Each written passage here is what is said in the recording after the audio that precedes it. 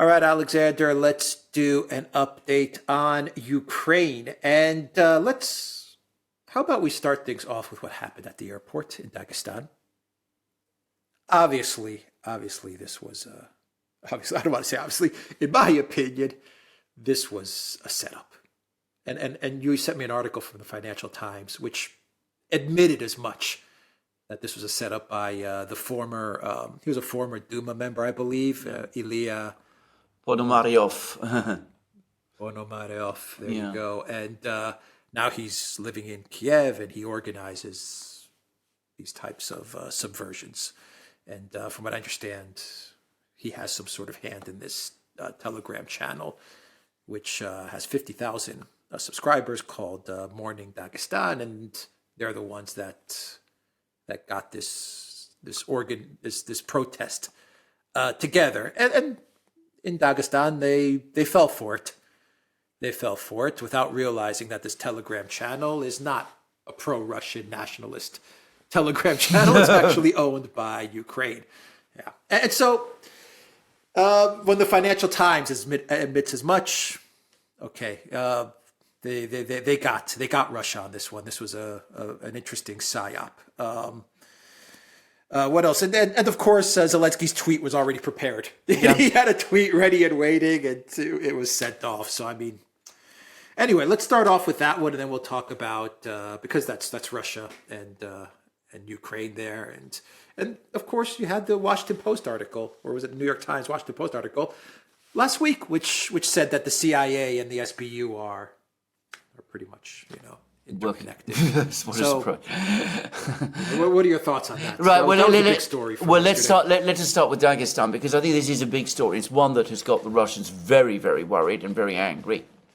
And you're absolutely correct that all the indications are that it was basically not,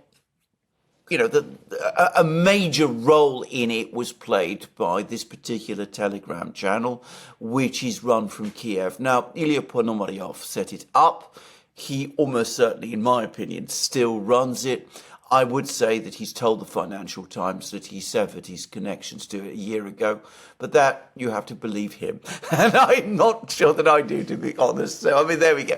He is a well-known opponent of Putin, and in my opinion, I would describe him as a political hired gun. He's a hired gun for sale. The Ukrainians have owned him, and he now does what the Ukrainians want. Now, Dagestan is a complex republic. It is Muslim. It is in the northern Caucasus. It has been a place where jihadi fighters have attempted to entrench themselves. Remember that, throughout the 1990s and the early 2000s, the Russians had to face a very bitter and very prolonged war, firstly against Chechen separatists, and then that morphed into a struggle against jihadi insurgents in the Caucasus. Now, the thing to say is that Dagestan is a Muslim republic. There are people there are very religious, as they are right across the Caucasus, but the jihadis discovered that they were not wanted in Dagestan. And when they tried to send their people into Dagestan in 1999, what they discovered to their surprise was that the local people actually took up arms and fought them, and showed that they were still supportive of, wanted to remain part of Russia. So it's a complex place, but there has been a long-standing belief in the West, in the jihadi world, if you like, that Dagestan is a weak spot for Russia, that you can create problems and a crisis there. And for the Russian government, obviously, they do not want a resumption of a jihadi insurgency in the northern Caucasus, especially whilst they've still got this ongoing war in Ukraine. And of course, they've also got to worry about the feelings in Chechnya. We now have 3 regiments of Chechen troops fighting in the Ukraine war. the Chechens have rallied to the cause, and they're determined fighters, and they're playing a critical role in the battles in Ukraine. But of course, they're devout Muslims again, and you don't want to have situations in the Caucasus where it looks as if the Russian authorities are coming down hard on Muslim feeling in the Caucasus, and that might make some of those Chechen fighters doubt that they're fighting on the right side. So you can see that the Russians are very concerned about Muslim feeling in the Caucasus and about the stability of places like Dagestan. And from the other side, and this is the Ukrainian thinking here, if you can get Muslim mobs raiding airports, threatening Jewish people, well, of course, from the Russian point of view, this is a disaster. The optics of this are disastrous. It makes people around the world, including in Russia, Jewish people, worry about their safety in Russia.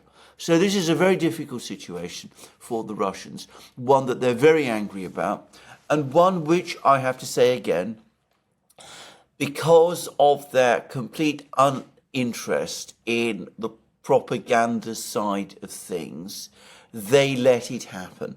I mean, this Telegram channel has existed. They haven't taken proper steps to counter it. They've not really worked with the local people in Dagestan to try to respond to it. They've not exposed it for what it is. And we saw that the story was put about that this plane was flying in from Tel Aviv, that Jewish refugees were going to be settled, presumably in Dagestan. The story was whipped up. Who knows what other agents were operating in Dagestan.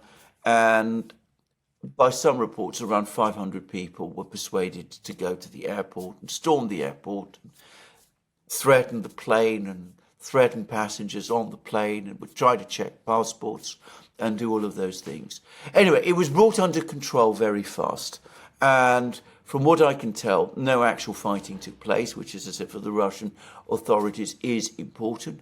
They're trying to find out who the perpetrators were. This Telegram channel has now been finally blocked, which not before time. But it exposes, again, the difficulties that the Russians have in the Caucasus, and the fact that, they still, incredibly, after all this time fighting in Ukraine, haven't really got fully on top of the propaganda war. It remains their great blind spot. It remains Putin's blind spot. He doesn't seem to understand the importance of this. Now, I think the Russians have contained the situation in Dagestan, and I think that probably this incident is closed, but I gather there's going to be a special meeting in Moscow to discuss the situation there. I suspect Kadyrov from Chechnya will be participating. So will be the head of the Dagestan government, who's a man called Melikov, who apparently is a level-headed and tough-minded person, and who made a very strong statement after this incident, which I think helped to calm things. And apparently the religious authorities in Dagestan are also helped to calm things. So I think that they will get this under control. But again, it does highlight some of the weaknesses in the way the Russians handle things. And one has to say that. Yeah, they did. They don't even have to cancel the channel. All they had to do, because from what I understand, many people understood that this channel was out of Kiev. Yes. I mean, I don't think this was like some big secret. At least in the media, in the professional media circles, maybe for everyday people, they had no idea. But amongst, like the professional media folks, they understood that this channel had some ties to Kiev or was being funded by Kiev. All the Russian government had to do is just announce that to the people of Dagestan. If you're following morning Dagestan, just keep in mind that they're funded by Kiev. Like they're literally funded. They are funded by Kiev. They're not. Yeah. They're not independent journalists living in Kiev. No, they're funded by Kiev. Just keep that in mind. Yes. And that would have gone a long way to preventing stuff like this. You don't even have to get to the point of canceling. But that this highlights how Russia is is not getting it when it comes to the information side of the conflict. Absolutely. They just don't get it. Absolutely, you would have thought so. And I mean, can I just say, of course, this is one Telegram channel that's run from Kiev. There are lots of others, and I've started to see. Announce them. I know. But this is the extraordinary thing. Don't cancel them. Just do an article. Go to the media and do an article. Say these are the channels that are funded by these guys, and there you go. I am Follow them at your own risk. Exactly. I am repeatedly seeing now, in especially the British media, these Telegram channels, some of which purport to be Russian channels, connected with various branches of the Russian armed forces, being cited, for as corroborating claims of, Ukrainian advances or Russian defeats of this kind. Now, I don't know all of these channels, and it may be that some of these are genuine, but I suspect many of them, perhaps most of them, are not. Most of them are channels I've never heard of. But the fact is that the Russians just let this thing go on, and they don't seem to understand how much damage it can do. I'm going to also say something else. The fact that, people rushed to the airport and started doing these things. I mean, the optics are disastrous, and I gather not many people were involved. But this also looked like an organised affair to me, and it does make me wonder whether there hasn't been some kind of a cell operating in Dagestan for some time, which is, doing what it's trying to do there. And again, that the Russian authorities have just basically looked the other way and allowed it to fester. So, they've got lots of questions to ask, and they've got to think very hard about what they're doing. It's important to stress again, not many people actually, despite what one hears, appear to have been involved. And I get the sense that overall, Dagestan is stable. Yeah, it's stable. I mean, I don't think this is is going to have such big ramifications, going forward. I think this is an isolated incident. But if Russia doesn't get a handle on these types of media tricks that Ukraine and the CIA, the SBU of the CIA, are so good at, they don't only do this in Russia, they do this in the United States as well. They're very good at this stuff. Yes. So Russia has to get a handle on these things. And you don't need to cancel channels, to be honest. You just need to give people the information as to who's behind these Absolutely. Telegram channels. Yeah. Absolutely. I mean, in truth, I tend to agree. I think it's more effective, actually, not to cancel them, but to expose them. So, if you want to listen to them, but be aware of whom you're listening to. They are not what they purport to be. And you can provide all the information. And people, actually, when you do that, I think that they tend to listen and they tend to figure it out pretty well and pretty quickly for themselves. But you're absolutely correct. If you just sit by and let all this thing be done to you, then it's going to continue to happen, and it has. It repeatedly happens to the Russians, and I just get the sense this is one of Putin's big blind spots. He really doesn't understand the importance of this.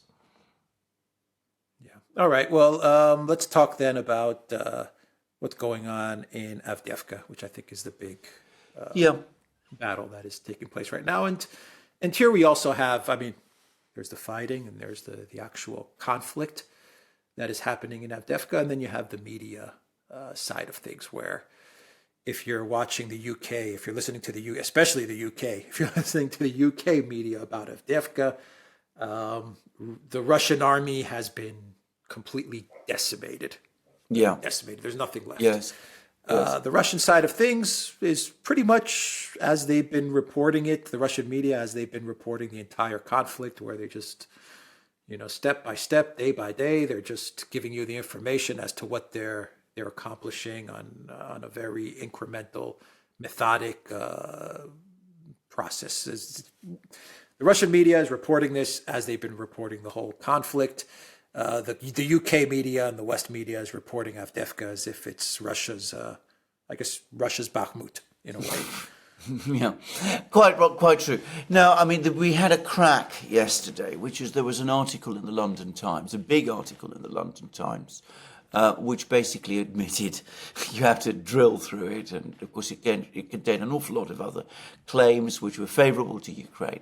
But when you actually read the article carefully, it was clear that they understand that the situation, that there are people in Britain who understand that the situation in Avdiivka is going very badly for Ukraine, and that this is a crisis. And the interesting thing about this article in the London Times is that basically it said that if Ukraine loses Avdiivka, this is the loss of the hinge on the entire Ukrainian military position in the southern Donbass. And I think this is probably true. So if Avdiivka falls, the road networks is basically interrupted, it's blocked. It's much more difficult to organise counterattacks to retake Avdiivka than it has been, for example, to organise counterattacks to try to retake Bakhmut. Those haven't been working very well either. But anyway, if Avdiivka falls, you can see that there could be a cascade effect, that Marinka, where the Ukrainians have been clinging on to some fortified positions on the western outskirts, Marinka would probably collapse because the communications to Marinka would become threatened. Once Marinka collapses, Vuhledar further south potentially collapses as well. The entire southern Donbass is cleared. Ultimately, Donetsk city itself is secured. You then start to be able to interfere with Ukrainian military operations further south in Zaporozhye region, which is where Ukraine has been trying to conduct its offensive. And of course, also you start to threaten Ukrainian positions in other places like the important town of Pakrovsk further west. So this article in the London Times didn't lay it out exactly as I did, but they admitted that the Russians are actually making progress, that they're getting places like the slag heap, the coke plant, all of these places, that they're making actual advances there. And they also said that Avdiivka is strategically important and that it is, if Ukraine loses it, it will be a disaster for Ukraine. And the article also appeared to confirm, at least it spoke of rumours, but this is from a British source, mind you, rumours that Zelensky and Zaluzhny are quarrelling once more, and that Zaluzhny wants to go over onto the defensive everywhere, in every part of the battle lines, and because he sees the situation in Avdiivka as so critical, and he wants to concentrate whatever Ukraine has left to try to protect the position, trying to protect its position in Avdiivka. But that Zelensky, who follows a political, or shall we say, presentational timetable, wants to take a different approach, and he wants offensives to continue in all kinds of other places, in Zaporozhye, in Kherson. They're not achieving anything there, but he wants to continue with it because that's important in order to maintain support in the West. So apparently these two leaders, Zaluzhny and Zelensky, are arguing once more. Yeah, but none of these strategies will lead to any type of win for either of them. No. Zaluzhny's plan to throw everything into Avdiivka doesn't result in a win, and Zelensky's plan to focus on all the front line doesn't give them a win. No, whichever road they take, it's game over. Whichever. Absolutely. I mean, Zaluzhny's, whichever one of these two men wins out in their strategy is still game over. You could argue actually that Zaluzhny's strategy makes more sense in military terms, in that it delays from a military point of view the inevitable eventual collapse. So if he gets his way, and Zelensky's approach makes more political sense in that maintaining the fiction that Ukraine is still on the offensive is essential to prevent loss of support in the West, loss of final support in the West, and this also delays the now inevitable collapse. So it's two different approaches, each of which has their own logic, But of course, they're mutually exclusive. You can't do both at the same time, because the reality is Ukraine is running out of options. And you can see this not just in Avdiivka, but it's been very difficult to get very much of a sense about what's going on in Kharkiv region, in Kupiansk. But there's now reports coming, interestingly, from Ukrainian sources, which suggest that the situation around Kupiansk is becoming every bit as dangerous and potentially as disastrous for Ukraine as the situation in Avdiivka is. In other words, that the Russians are gradually, steadily building up their pressure in this northern area. And again, their objective seems to be less to capture Kupiansk, the city on the Oskol River, as to cause the greatest possible degree of attrition to the Ukrainian forces in Kharkiv region, and also at the same time to surround them.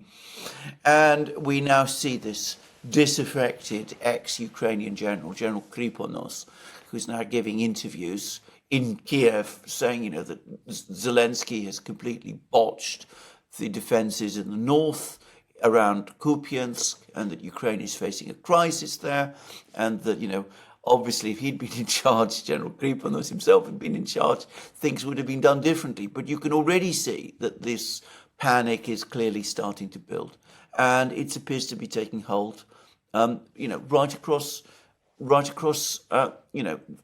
Ukraine. I mean, they sense that Western aid is now gradually ebbing. They know that they're in competition for Israel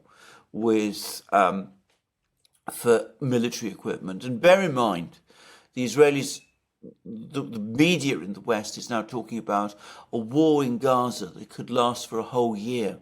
So that, a whole year of the US having to provide Israel with military support for its operation in Gaza. I mean, that is a nightmare scenario for Ukraine. And you can already see the nerves are starting to grow in Western Europe as well, as they sense that the situation in Ukraine is deteriorating. We have Josep Borrell coming out, making statements about, we can't let the Russian army come all the way to the Polish border. So suddenly, we're in that kind of scenario. He's obviously worried about that.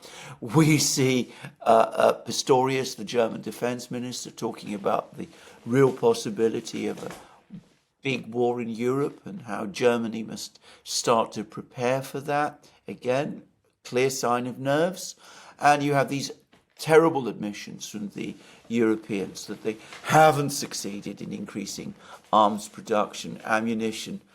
They've only supplied Ukraine with a third of the ammunition that they said that they would, and that they're not going to be able to supply it all. And we see more pictures now of burning Bradleys. More of them have been shot down. More Ukrainian aircraft are being shot down. Ukraine is being ground. The Russians are grinding Ukraine down.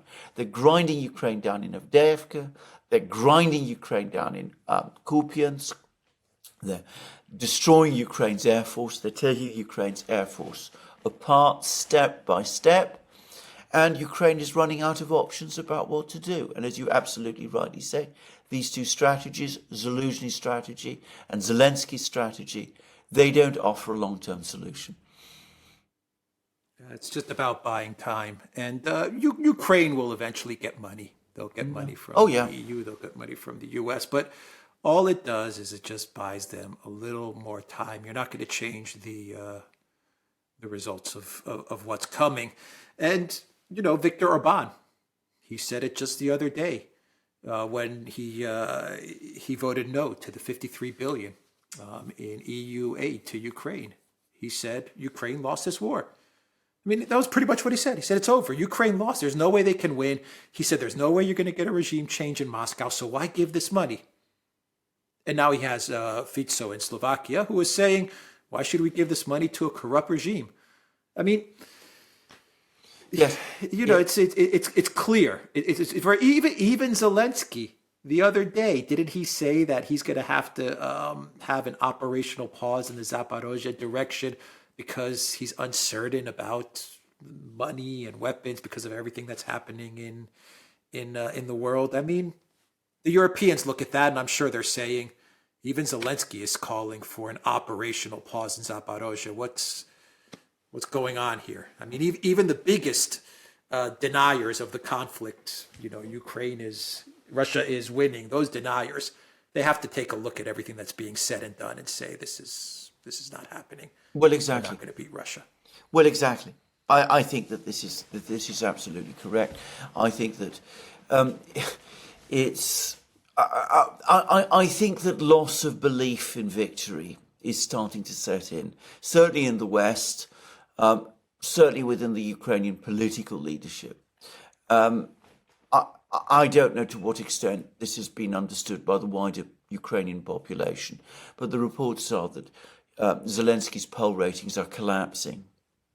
And we're starting to see again a resumption of protests. Do you remember right at the start of the war, at the time of the fighting in places like Mariupol and Severodonetsk and Lysychansk, there were lots of people in Ukraine protesting and asking what had happened to their menfolk and that kind of thing.